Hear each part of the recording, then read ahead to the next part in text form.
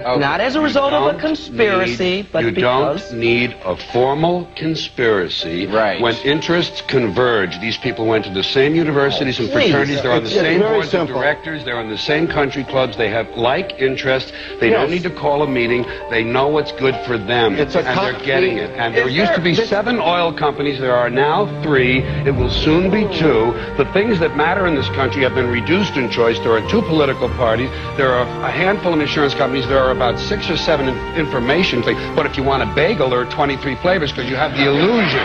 You have the illusion of choice. Right. You don't get the real important choice. There's no freedom of choice. That's a great point.